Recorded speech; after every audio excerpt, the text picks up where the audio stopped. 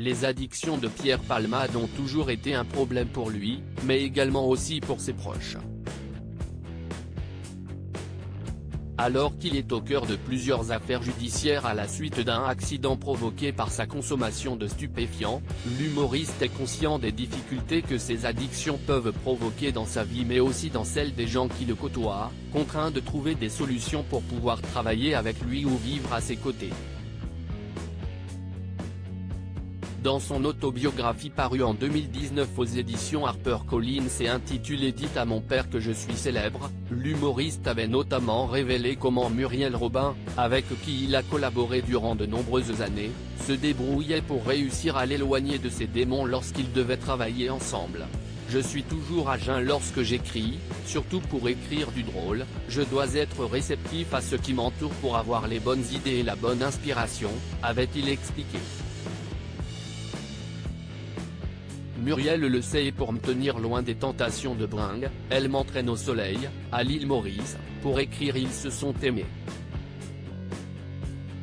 Grâce à cette méthode, les deux humoristes pouvaient donner le meilleur d'eux-mêmes et réussissaient à travailler sans relâche tout en étant au top de leur créativité, 10 jours de boulot. C'est très rapide mais Muriel et moi avons cette même façon de fonctionner, les idées fusent, les dialogues enchaînent, les impros fonctionnent à plein régime. Une anecdote qui montre aussi que celui qui se disait triste d'être homosexuel arrivait à se détacher de ses addictions pendant une petite période, lorsqu'il était pleinement plongé dans son travail.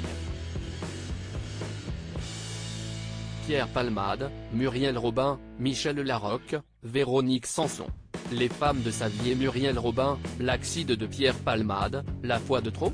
Néanmoins, il semble que cet accident a été la goutte de trop aux yeux de la partenaire de jeu et d'écriture de Pierre Palmade.